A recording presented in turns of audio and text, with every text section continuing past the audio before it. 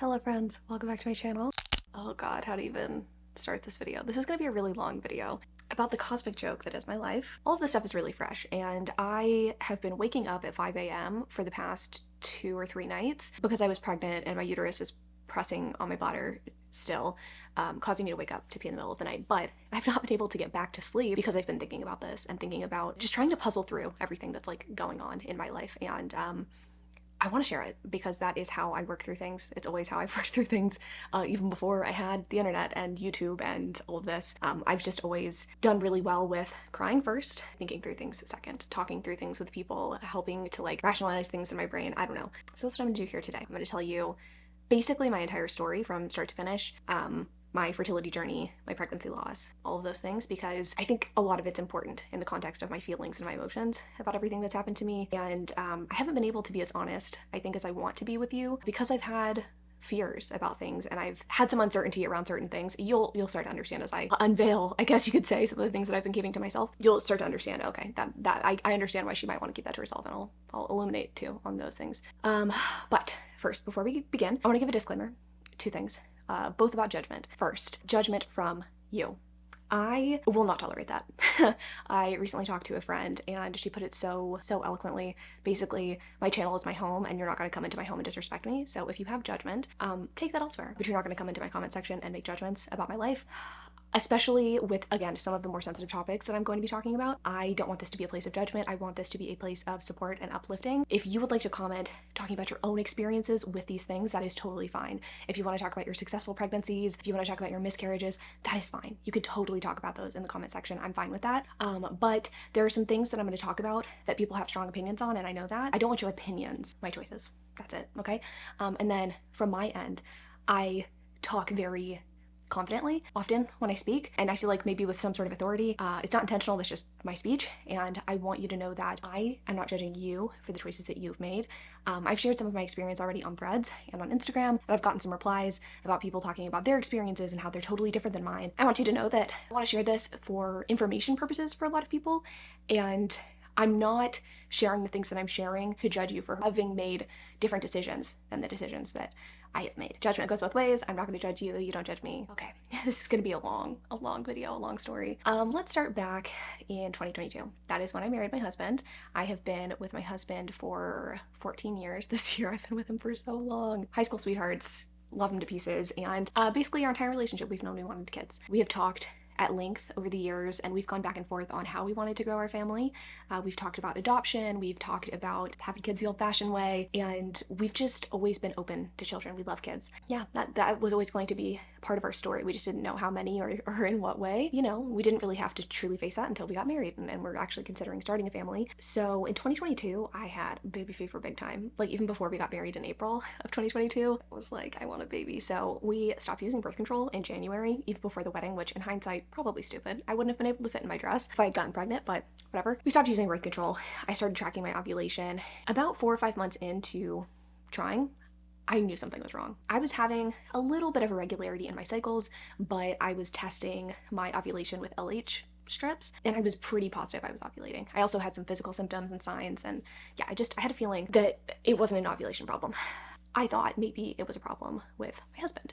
So for context, my husband, when he was 10 months old, got infant leukemia. And at the time, the sort of leukemia that he had was very aggressive and it was not cured commonly. Most people his age died from that sort of cancer. And he was lucky enough to be, I'm not sure if it was a part of a trial or they just decided to experiment on him and a few others, but he basically took really aggressive chemotherapy and aggressive treatments at the time to rid him of his cancer. Obviously it worked, it was successful, and now it is actually the standard of treatment for that kind of cancer, and the incidence of death is so much lower, which is incredible. But I've always known that he had cancer as a kid. It's always kind of been in the back of my mind as something that could potentially affect our fertility, because I just know that cancer and chemo can do that, right? So I didn't want to jump to that conclusion, but I thought that there might be something there.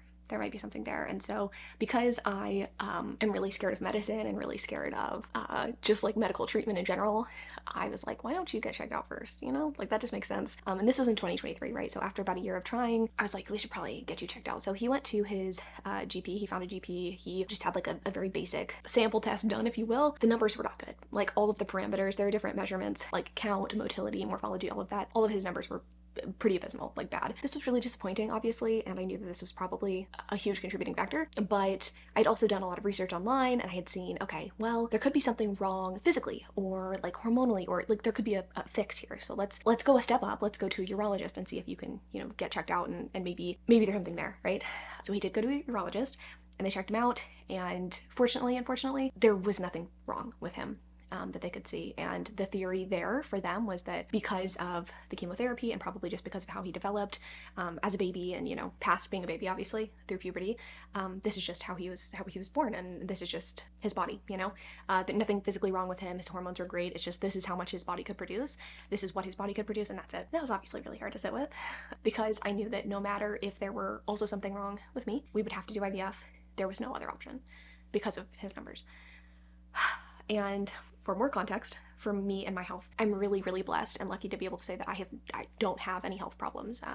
I now, after some testing, know that I have PCOS, but I'm not allergic to anything. I've never had my blood drawn before any of this process. I just like, I've never broken a fucking bone. Like I don't really have health problems. So to face down the barrel of IVF, I was just like, I don't know if I can do this. And there had been so many times over the past, like, you know, 10, 15 years of being with someone and also thinking about having kids and stuff where I had thought about like, oh God, like what if I have fertility issues, or like what will I do then? And I was always just telling myself, oh, I'll adopt. I'm not going to do IVF. I will never do IVF. I told myself so many times I would never do IVF. But when it comes down to it, you make different decisions. And I can say confidently throughout this process, never say never, because stuff changes, okay? He got tested, we figured his stuff out, and I took a couple of months to just sort of like emotionally cope with the fact that I would have to do this thing that I really did not want to do. And then I bucked up and I was like, you know what, we're gonna do this. We're gonna try. Why not try? Because we're not people who have attachment to biology, and I'm gonna say that a lot throughout this video, I'm sure. But I've never really cared so much about having a biological tie to a child. That doesn't matter to me, and it doesn't matter to my husband. I, as I've gotten older, have wanted to be physically pregnant, which tends to mean sometimes that like you're gonna have a biological tie to your child, but I don't really care about the biology involved. But it felt like the right step to do for us. You know, we talked about IVF and we talked about the other options, and we decided that this would be the best shot at having his baby, and we wanted to give that a try, especially because we had done more research on adoption, and adoption's very complicated and comes with its own set of challenges. So we wanted to give this a try first, and we were also lucky enough to have insurance coverage for a very expensive process. So it was like all the different things aligned, and yeah, I don't need to go into all the reasons why we decided to do IVF, but I went in for my initial testing and consultation. We talked to the doctor, and then in that same appointment, that initial appointment, she gave me a little transvaginal ultrasound, and we figured out pretty much immediately that I have PCOS. But upon further testing, my PCOS is interesting, and I feel like maybe it's slightly atypical. You only have to have 2 of 3 really broad criteria to have PCOS. Cysts on the ovaries, which is like extra follicles, extra eggs basically, irregular cycles, and then also like increased androgens, and like kind of like hormonal markers. Upon blood testing, I do not have any of the hormonal markers of PCOS. I do not have increased androgens. I don't have like major imbalances or anything there, but my periods were a little bit irregular, and I have cysts on my ovaries, so I have PCOS. My doctor also did determine that I do ovulate, which I was again pretty sure of. So that was an interesting thing to realize that there was something, I guess, wrong with me. I hate saying that word, but you know, wrong with me. But that I could get pregnant naturally was a little bit sort of a slap in the face, for sure. Just not fun when you're going through things. It's like such a weird situation to be in where you're like, I don't want there to be something wrong with me, but it would almost be better if there were, you know? Like, then I wouldn't be doing this, like undergoing medical treatment for a problem that I don't have. That has been something that has really been hard and pops up often throughout this whole journey. And I think for the most part, I've really like come to terms with it, but I think that at the same time, like it's impossible to just completely forget the fact that I can get pregnant. I can get pregnant, but I have to undergo medical treatment now to get pregnant.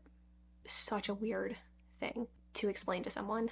And I don't think there are many people in this position. I think often infertility is a multifactorial thing, like maybe there's a problem with your husband and a problem with you, or maybe you have like an ovulation issue, or there's some reason to undergo medical treatment when there is nothing basically wrong with you. Preventing you from getting pregnant is mentally and physically torturous, and I don't regret any of my decisions, but it is important, I think, to acknowledge that. We do all the testing.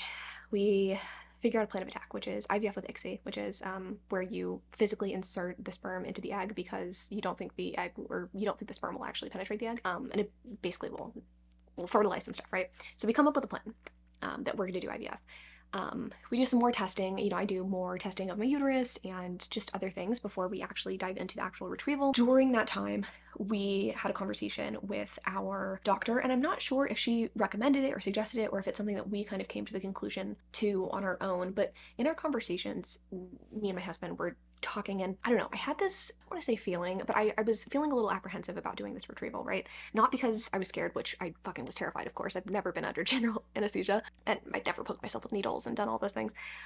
I was just a little bit scared that I would do an egg retrieval, and that because we don't know anything about Hayden's material and like whether there's something like actually wrong with material or if it's just like a small number of material, I wasn't sure if I would do an egg retrieval and then none of my eggs would fertilize. I didn't want to essentially waste my time. And Hayden felt the same way. He was like, yeah, but why don't we consider doing half fertilization of my eggs with your sperm and then half with a donor? There were a lot of conversations about that, a lot of emotional conversations for both of us about how we felt about doing that. I really tried to put it in the context of like, this isn't an abnormal thing to do. There are tons of queer couples who do this every day. Just because technically you have the material, it doesn't mean that like we can't also do this as an alternative. And I never had to convince him to do this. This was something that he was totally on board with, and I was too. It just felt like the smartest thing to do to kind of hedge our bets, make sure that we're doing everything we can with opportunities that we're given. Also, around this time, there were talks of layoffs at my company, and I was really nervous that I wouldn't be able to do a retrieval before getting laid off, essentially. Like, I saw the writing on the wall. I was going to get laid off, and I did. Surprise, I'm unemployed. So I was like, okay, if I'm only going to be able to do one retrieval, because I can't pay for that shit out of pocket, like, who can? I want to make sure that, again, we're giving this our best shot. So we decided to do half and half donor, half Hayden. Again, frankly, with my numbers, my AMH, and my follicle count, just like normally, I knew that we would have lots of shots, shall we say, to like use his stuff and the donor stuff. So anyway, fast forward to October of 2023. I did my egg retrieval. I was able to get 28 mature eggs out of 29 eggs. Attrition rate for each stage of the process brings that number down significantly, and you can go and read the statistics on that if you want to learn more about that sort of process. But at the end of the day, I ended up with 13 embryos, a mix of day 5, day 6, and day 7 embryos. This is sort of important for context, but day 5 and day 6 embryos are considered superior in terms of like quality and their ability to get you pregnant. There are plenty of day 7 babies walking around just like today, like they definitely can cause pregnancies. It's just the statistics are lower. So anyway, we had 13 embryos total between donor and Hayden, and then we got those genetically tested. That's where things got interesting, and this is the information that I have not previously really shared with y'all, but we did the genetic testing, and the number that came back as normal was 9, which is a really great number, but all pretty much of the abnormal embryos that we had were Hayden's. The proportion was actually that I believe like 4 of Hayden's embryos were abnormal and 3 were normal. So it was like more than half were not genetically normal. And the reason that people do genetic testing is typically so you can have better implantation rates, because if an embryo has basically an abnormal amount of chromosomes, you're more likely to miscarry. That is typically why people do PGT testing. There's a bunch of different testing types, and I'm not going to get into all the weeds and the details of that, but we had 3 Hayden embryos and we had 6 from our donor. 2 were girls for Hayden, 1 was a boy, and then for our donor embryos, and I say donor embryos, I'm going to continue to use that term, but donor sperm embryos is like probably a more accurate term because they're my eggs. 3 boys, 3 girls. And so that's all the information that we had, and when I got those numbers, I was just so thrilled because I've always wanted a little girl. Always. And obviously healthy baby over everything, but I just always really wanted a girl. So I was like, oh my God, 2 shots at a girl. That's amazing. I'm so excited. Okay, now things are gonna get hard.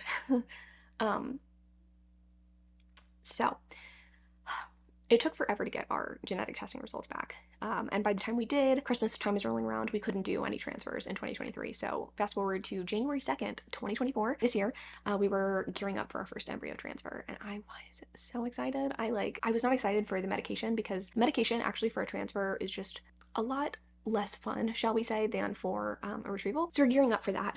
And we were like, yeah, we're gonna do a girl. Let's transfer our best girl embryo. Oh, and I should say too, for Hayden's embryos, 3, right? 2 girls, 1 boy. We had a day 6 girl, a day 7 boy, and a day 7 girl. So we're gonna use the day 6 girl, obviously, because better quality, whatever. So we do the transfer, and it doesn't work. It's almost harder to talk about this than it is the pregnancy loss, because I think this was really the first time where I felt like, oh, this might not work. Like, I might not be able to get pregnant. That was really hard to face, obviously. So, you know, basically the way it works for a transfer is that you're on medication, typically estrogen, for like a week or 2. Midway through that, as your lining's building up and you're looking really good, they start doing progesterone and oil injections into your butt, which really hurt. So you're doing that for a week. Leading up to your transfer, like 5 days, I think, maybe 6 days, the transfer, and then you wait for 2 weeks to see something's happened. If you've got a baby cooking in you, then when you find out that's not true, you discontinue medication, have your period, and you can immediately go on like birth control to start the process all over again, which is what we ended up doing. We did not take a break between cycles. But that first failure fucked me up, like, really badly. I didn't talk about it that much because we were gearing up for a second one, and I was like, you know what, this happens sometimes, and it does, you know? It's not 100% guarantee every time you transfer. That's like not how that works at all. Statistics are all over the place with embryos, and it really depends on the embryo quality, which I'm getting to in a second. But yeah, just in that moment, in those weeks, I felt really let down by my body, you know, and it wasn't my fault. None of this is my fault. None of this is your fault if you've been through this. But I felt really just like, I don't know. Is there something we're missing? You know, like, that's in the back of your head, even though you know that, like, statistically these things happen. You know, it always makes you worried and anxious and like, am I ever gonna get pregnant? So I went in actually pretty soon after finding out that I wasn't pregnant, to talk to my doctor again, who just, I love her so much. To talk to my doctor, and I was actually alone this time. I normally go in with Hayden, but I went in alone this time. I just, like, I don't know, I felt like it. And we had a conversation, and it made me feel a lot better. Obviously, she essentially told me, it's definitely not your fault, don't worry about it. Like, everything that you had going on was perfect. Your lining was great, your estrogen and progesterone numbers were beautiful. There's nothing that you could have done differently. Like, you're good, don't worry about it. I was like, okay. But then we had a really frank conversation about our embryos. She was like, I'm gonna be honest with you, you know, these things do just happen, but I think there could be a component here that could be related to Hayden, you know, because we kind of looked at the embryos and looked at, on paper, kind of what they looked like. Not the actual pictures of the embryos or anything, but I learned more information that I hadn't had previously, and I was kind of upset to learn some of the information, but like, genuinely, like, it was helpful. So basically, embryos are graded as well as looked at for genetic normalcy, shall we say. So the gradings for embryos are very subjective, and they don't necessarily always mean something, right? Just because you have like a grade A, shall we say, embryo, the gradings kind of vary from, you know, office to office, but just because you have like a really beautiful embryo doesn't mean it's gonna stick. But typically, if the morphology, if it like looks really good, there's some, I guess, like, correlation between a good looking embryo and it sticking, right? Essentially, all of Hayden's embryos were pretty much graded the worst. Not only are they visually not like good to look at, I guess you could say, but our embryology lab rated all 9 of our embryos from like best to worst, and pretty much all of Hayden's were the worst, which I didn't know ahead of time. And again, since the ratings and the gradings are really subjective, I think that's information that they don't really like to give out freely to patients, but I think would have probably been very helpful for me, not necessarily in doing something different, but in tempering my expectations, kind of going into, you know, all of this.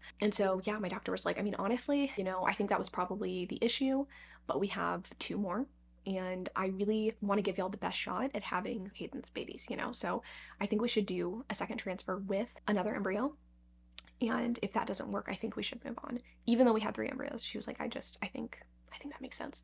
And I was like, I agree. You know, I want to have the best shot at having my husband's baby, but I don't want to have this happen to me again, you know? And she said that too. She was like, you know, I don't know about how you feel about taking risks, but I just think that, like, I don't want to put you through this over and over again. And I was like, yeah, I agree. She also said that she recommended thawing the girl. So again, we had left after that first transfer, we had a day 6 boy and a day 7 girl. She basically said, hey, let's thaw the girl. And if she looks good, awesome, let's do it. If she is thawing poorly, which could happen, again, because she's a day 7, who knows, we can transfer both. We can do both the girl and the boy.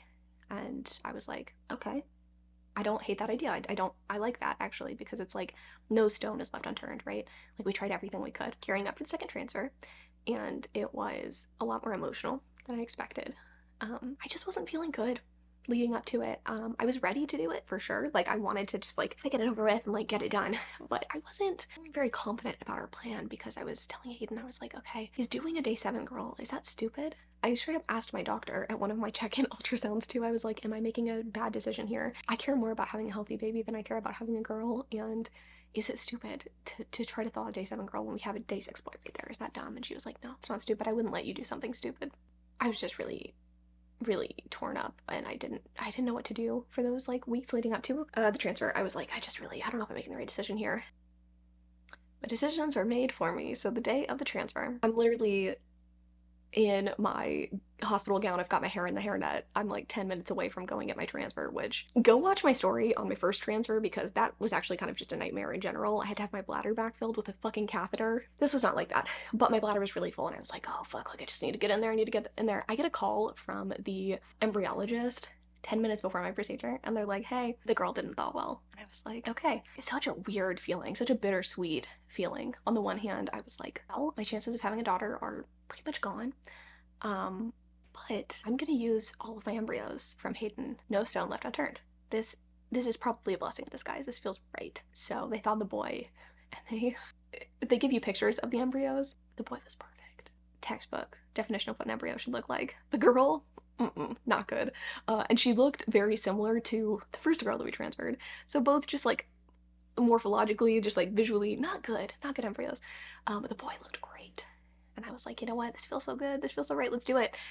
Bladder was not feeling right though, because I had to wait like longer for them to thaw that embryo and, you know, get everything going. And it was all worth it.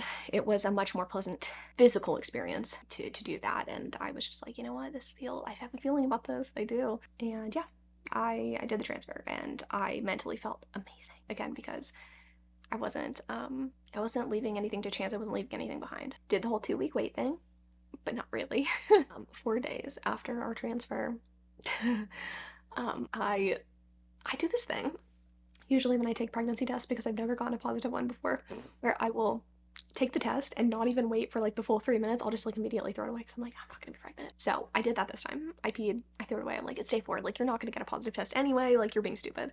But like, you know, I'm just a girl. So I threw it away. Hayden came downstairs for some reason. I was like chilling in the bedroom, and then I went to pee while he was down here, and like, I'm just gonna check the test. It's in the trash can, but like I'm gonna just check it. And it's positive. Not like faint, like it was positive. In shock. It never happened to me before. So I took another one, also positive, and I kept taking them every day until my blood test, and they kept getting darker and darker, and they looked great. And I knew, I was like, this isn't a chemical, I'm pregnant. I took my blood test, and my beta came back, I think, in the 130s, which isn't the highest ever, but like still very good. They wanted a number over 50, and this was day 9 post-transfer, so still very early, like before, you know, you would have a missed period even. I went back, and it more than doubled in the time that it should have, and I continued to get my HCG drawn every week. Week 5, 6, and 7, I went in for testing my HCG, and it just kept growing. Like it was looking amazing. You know, there was never any stalling. My estrogen and progesterone also looked good. My progesterone at one point was like, I want to say 18, and they were looking for 20. So we increased the dose of my progesterone and oil injection. Everything kept like increasing and going good after that. Chemically, everything was going great. Physically, around week 5, I started spotting a little bit, like very, very scant amounts of brown blood, and I was a little worried about it, so I told my doctor, and they didn't seem very concerned. But on week 6, day 1, which was like a Friday, I was on my way to lunch with Hayden, and I felt a gush, and I looked down, and it was blood. Not like super red blood, but it was blood. And so I was like very terrified. It was Good Friday that this happened. And of course, my branch of our fertility clinic is closed. So I couldn't go in and see my doctor. I was like terrified. They were able to squeeze me in at our main office location, and we were able to see baby for the first time. And baby had a heartbeat at 6 weeks and 1 day, which is really, really good. Like, not every embryo has that, but ours did. But it was a very weird ultrasound, so let me kind of try to parse through what we saw. So it's a transvaginal ultrasound, and everything is very small at that point, obviously. And so the doctor, not our doctor, but a doctor, is like looking around, and they see something that they measure, and they're like, it's measuring on track, but we're not seeing a heartbeat yet. That's normal. And I was like, okay. But then Hayden saw a flicker on the ultrasound to the opposite side, kind of to the left side of the uterus. They're like, what? Hayden's like, what is that? Like, I don't know if I'm just like, seeing something wrong, but like, what is that? And the doctor's kind of like, again, kind of trying to look around and find what he's talking about. And they're like, oh, wait, that's the baby. And the baby's measuring a couple of days ahead, and baby has a heartbeat. The experience to me was odd. And I tried not to put too much weight on it, but I was like, this feels weird. Are there two in there? We transferred two, so are there two in there? Like, what's going on here? But she was like, you know what? I'm pretty sure it's just one. I think that was probably just something else we were saying. Don't worry about it. And I was like, okay. Baby has a heartbeat, so like, I'm fucking happy. We did also see a subchorionic hematoma, which is a bruise in the uterus, and it's very common with all pregnancies, but especially with IVF pregnancies. It can cause bleeding. It could also cause miscarriage, but it doesn't always. A lot of the time, it's harmless and they go away on their own. So I just took it easy. After that, I was like, you know what? I'm gonna chill in bed. I'm gonna let myself heal for the most part, and I'm just gonna take it easy. So I went back for a follow-up ultrasound at 7 weeks 1 day. Baby still looked great, and we realized it was just one baby. I don't know what the other thing that we saw was, but we saw one baby. Baby had heartbeat, baby looked good, baby was measuring on schedule. I know that the measurements and kind of how they do things are not the most precise, but I did kind of have a question, and I feel like I should have asked, not that it would have really changed the outcome, but I was thinking, okay, if we saw baby a week ago and baby was measuring a couple of days ahead, and now a week later baby's measuring on track, is that normal, or should baby still have been measuring ahead of time? You know what I mean? Is baby's growth slowing down? Like, what's going on? I thought about it, but I didn't ask. I was like, it's probably fine. And I try not to stress myself out too much in these situations anyway. But baby had heartbeat. Everything was good. And I won't lie, my emotions were kind of complicated from there. I was like holding out hope, to be honest, that there were two in there, and that like the girl of my dreams, which is so silly. I was like, it was such a bittersweet thing, obviously, because like I'm so fucking hyped. Like, I'm pregnant, and but I was also a little sad. I was like, what if there had been a girl in there? That would have been amazing. But there wasn't, and that's okay. I started like kind of reshaping my life in my head around like having a little boy and like what fun that would be. But it just brought up really surprisingly complicated emotions in both Hayden and I, actually. And I do want to just kind of touch on those, I guess, quickly. It's such a weird thing when two things are true at once, when you are so excited and so happy and so overjoyed. The fact that you can get pregnant. Like, I can get pregnant. That was the biggest question that I had after that first transfer. I can get pregnant. That was huge. That was huge for me. Having that joy, and also just knowing like I'm gonna have a baby, and my due date was like a couple of days after my birthday. But also having things just not go the way that you thought they would, it's a little disconcerting. It's a little weird. Like, again, I'd always pictured myself having a girl, so that was like a little, just a little thing that I was a little sad about. I know a lot of y'all are probably like in your head like, healthy baby, it doesn't fucking matter. Like, I know this, duh, I'm the bitch that's going through this stuff, okay? But like, I think everybody has a dream about how they want their life to turn out, and that's okay. That is okay. To me, it was more about the fact that I don't like when my choices are taken from me. I think a lot of people feel that way, and I felt like over the moon, but also was already thinking about the fact that if I wanted to ever have another kid, I would have to do another egg retrieval, because something that Hayden and I have kind of agreed upon is that our child's paternity does not matter to us. However, we would really like for our children to have the same biological parents. That's just like our preference, and it doesn't matter at the end of the day, really, again, but that was our preference. And so I knew, as happy as I was to be pregnant, I would probably have to do another egg retrieval, and that was weighing on me really heavily, which it shouldn't, but I'm that kind of person. Like, I think about the future, and yeah, it was complicated, like there's joy, and also reshaping the idea of what my life would be like, and also just realizing I'd have to do another retrieval. It was just like a lot of good and a lot of like complicated. Things are going well, and by well, I mean the pregnancy's developing, but I am feeling awful. The entire time I was pregnant, I felt pretty terrible. Within like a week or two of finding out, I had all day sickness, not morning sickness, but all day sickness. Eating was excruciating, like painful. I was just gagging. Everything was disgusting to me. Constipated like a motherfucker. Sore boobs, sore ass from doing progesterone and oil injections. The injections don't stop until you're 10 weeks pregnant. That's important. We'll get there. I was fucking miserable, I'm gonna be honest with you. Excited excited, but miserable. I don't think people talk about that enough. I know that a lot of people share their negative experiences about pregnancy, but I didn't expect it to be as miserable as it was. I did not expect to as depressed as I was. So like basically having a subchorionic hematoma meant I was in bed all the time. I was also so sick that I was in bed all of the time. I wasn't able to make videos. I wasn't able to do the things that I love to do. It was so fucking hard. Obviously, I'd do it in a heartbeat, and I'm gonna do it again, but it was awful. Like, straight up fucking terrible. And nothing has made me more pro-choice than this experience, all of it, because pregnancy's a son of a bitch. It really is. You know, I'm doing the pregnancy thing, and I'm making a registry. I ordered some baby clothes, gender neutral baby clothes, because I was like, there's still a chance. There's still a chance it could be a girl. I don't think it is.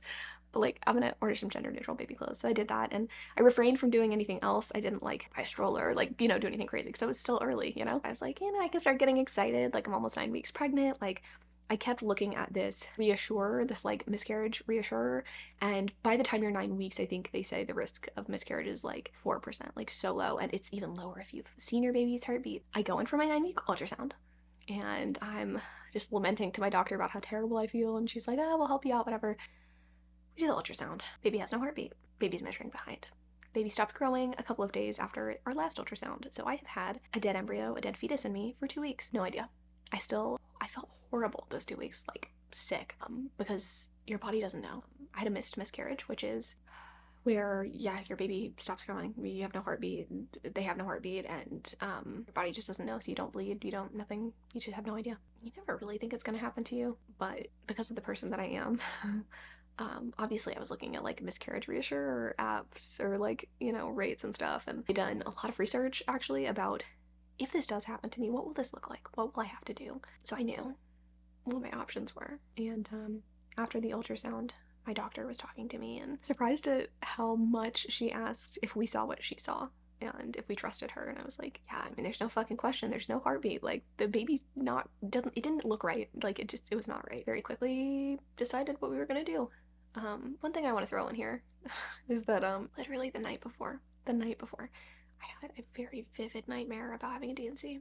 Like, very vivid. I didn't even really know like what that entailed, but I was just like, I don't know, I just had a nightmare about it, and just laying there while she's like caught literally like an ultrasound inside of me and is just like searching frantically trying to like find. I just, that's one of those things that really like sticks in your memories big time.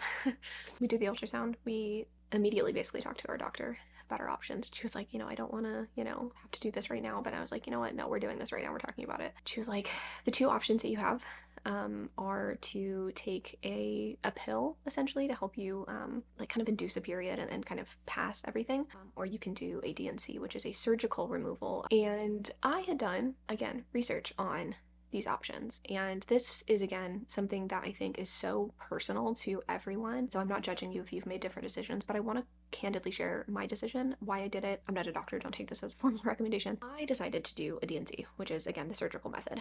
I don't like surgery, but I've done it before now. For me, it's all about fear of the unknown, right? Like, what is anesthesia like? What is all this like?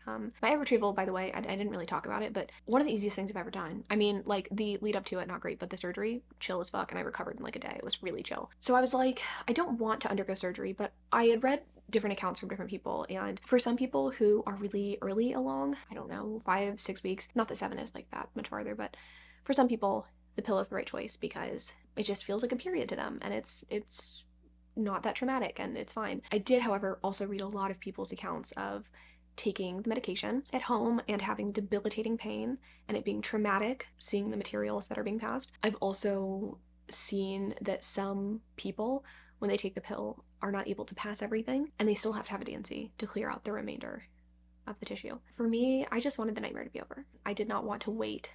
I did not want to bleed at home. I didn't want to have to like have surgery after going through that. It's like, let's just do this, you know, and maybe I'll make different decisions if this happens to me again, but I can honestly say it was the best choice I could have made. I know everybody has different experiences. I mean, I just read an experience from someone who said that horrible D&C experience. So everybody's experiences are so different, and you know how you handle things better than I do. But the worst part of it was getting an IV in my hand and waking up at 4 a.m. But the anesthesia was really chill. I woke up. I was crampy which I wasn't really expecting. I've only been under anesthesia once before. I wasn't expecting to wake up in pain. That surprised me, but it was, I would say like moderate period cramps. I have really bad periods, so it was not like that pain-wise at all. It was like kind of a moderate cramp, enough that you'd want to like maybe take an Advil, but like it could be cured by an Advil. I had a pad on when I woke up, and there was blood, but it wasn't like period style blood. It wasn't heavy, and it also wasn't, not to be gross or graphic, thick.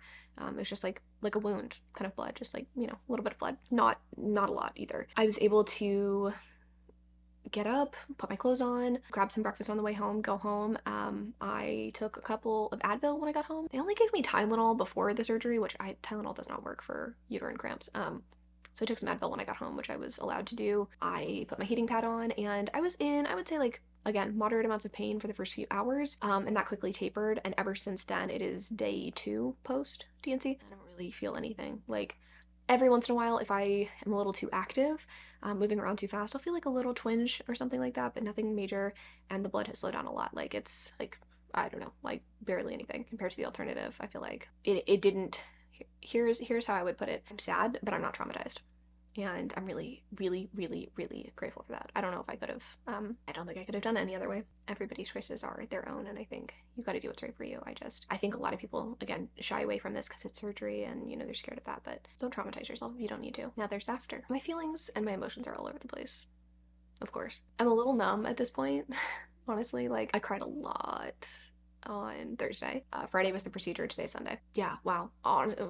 Side note, thank you to my doctor for squeezing me into her surgery schedule. I had my ultrasound at 1:45 on Thursday, and I had my surgery at 7 a.m. on Friday, so it was over quickly. Yeah, my emotions, y'all, are just all over the place. Like, I don't even know how to begin to quantify how I'm feeling, or the insecurities that I feel, or the confidence. I don't know. There's so many different feelings that I have, and I think I feel a lot different than I thought that I would. Obviously, there's the loss of the life that you thought you were gonna have, and Hayden and I were trying to really like talk about that. We've talked a lot. Of course, he's my best friend. Just about, it's weird. It's like, we didn't get far enough really to like imagine a life with this little person, you know? But we did start building plans, you know? And I think the hard part is like, again, I was gonna have a baby around my birthday. I'm not gonna have a baby this year. That sucks. That sucks so bad. The fact that I went through some truly painful injections, and I was 8 days away from stopping them. Less than 8 days, I think. That sucks so bad. The fact that I was talking to my OB about like, or my doctor about transferring to a regular OB. That's never gonna happen. Not never, but didn't happen this time. It's just it's like the surrounding stuff that you don't expect to be as hard that is really like, it just really fucks with you. And again, like, yeah, just, I think for us, the biggest thing, obviously, I'm sure you've come to this conclusion by now, I'm not gonna have my husband's baby. And that sucks. I think, again, part of the reason that I'm not like on the floor all the time now is that like, I'm numb, and also I did everything that I could to make this happen. I don't have any regrets. And I think that's how I'm able to like just get through all of it. Is like, yeah, sure, I don't want to do IVF, but this was like our chance to happen. And I did everything that I could. And like I said, for us, the biology really doesn't matter that much. It's really not that big of a deal. But having the opportunity to continue to arise, you know, the fact that like I got those embryos and some were genetically normal and like one implanted, and you know, having all these opportunities, and then just like one by one the opportunities just getting plucked. Like, it's hard, but I'm really hopeful for the future. I think what continues to surprise me is just how much shit I'm able to put up with, how much shit I'm willing to take. You know, I know in sharing this, there's gonna be people who like speculate on my mental health, which honestly let me do a sidebar. I know this is so long, but little sidebar. I've noticed recently that a lot of people, when they see people handling things differently than they would when it's like hard emotional life things, they try to like assign mental illness or whatever to them. I don't know if any of y'all have been following the like Aspen Ovard stuff, but the speculation on that poor woman's mental health and how she's handling the hard things in her life is fucking abhorrent to me. Yeah, just because someone is not outwardly emotional does not mean they're not going through a hard time. So, ooh, let's not. Yeah, I think what surprised me is just like how much shit that I have been thrown and how I just like keep going. I don't know how I do it. Like, I'm not trying to toot my own horn, but like, it surprises me sometimes that I'm able to just like keep trucking. Like, even after this, it's not funny, but it kind of is. My doctor, she knows me pretty well at this point. Right before surgery, she's telling me what to expect afterwards, and was like, and then like once all the HCG's out of your system, we can talk about what we're doing next. She knew I needed to hear that because that's just who I am. But I will say candidly that sometimes I just hate that this is my reality. Like, obviously, like, who wants this? But I'm still here. I'm still going, and yes, yeah, we can talk about the future a little bit because this is something that's been on my mind, and hopefully we can do it before my camera dies or overheats. But basically, we're gonna do some donor transfers next, and we've talked about it, and we've also talked about alternatives, and I think for a while I didn't really want to talk about it because I didn't really think it would be the reality, and I don't know. There were just question marks, and we had done our research about what it means to be donor conceived and, the ethics there and all the different things there. And I'm not going to get into all that today, but I don't know. I was just like, I didn't know if I wanted to talk about that, but queer couples use donor material all the time, and I don't think there's anything to be ashamed of, and I want to normalize it, So that's what we're doing. I'm going to heal. I am going to heal physically and emotionally. I have time to do that, apparently. My period's not going to be back for like 6 or 8 weeks. I'm going to take care of myself, and then it's back to business, baby. I wish I had profound things to say at the end of this, something that would maybe tie everything together, but like that's just not how life works. And I am hopeful that one day I'll have a baby. I will say I'm not grateful or happy for any of this, but I am in some ways grateful that I can handle hard shit and that I know what this is like now. I know what a failed transfer looks like, and I know what a miscarriage looks like. And those are two of the worst possible things that could happen to me in my mind. Everybody's got their own version and definition of what bad things look like. Those are bad things to me, and I've been through them, and I know what they look like. And if I have another miscarriage, God, that'll suck. But I know that I can handle it. I know that I can handle a failed transfer.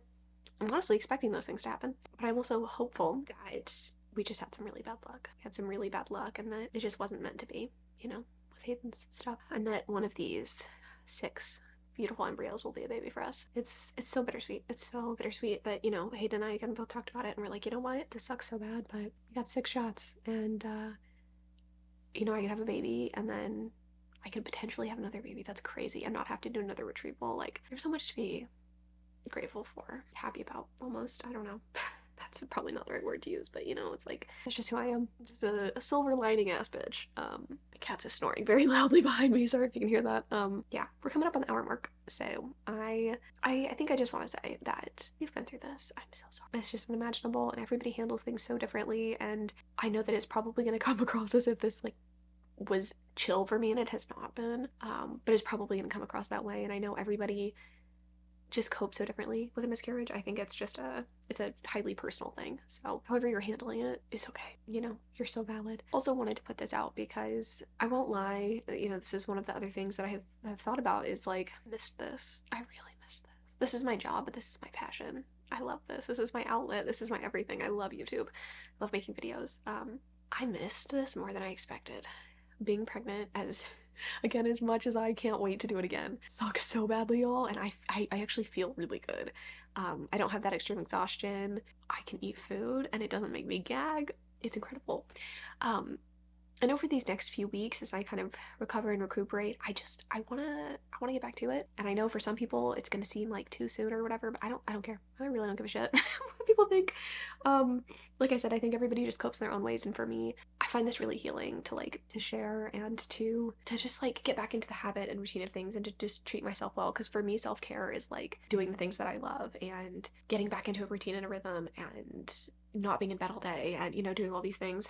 Sorry, there's still cat hair in my eye. But yeah, I wanted to get this out because it's been on my mind, obviously, over the past few days, and because I will be vlogging literally starting tomorrow. I want to sit on my porch. It's so beautiful outside today. I want to read books. I want to eat crumble cookies. I want to just I want to live my life. I hope you can understand that. And I hope that you just understand, yeah, a little bit more of what I'm going through. And again, I really wanted to share that information about my DNC, and also about the donor stuff, because I think I've been keeping that under wraps, and again, I'm not ashamed of it, and I don't really feel any sort of way about it, and to be really transparent up front with y'all. So I think that's it for me. This was probably a little more all over the place and actually less emotional than I expected, but you know, it comes in waves, and I hope you know that I allow myself and give myself permission to feel however I want to feel.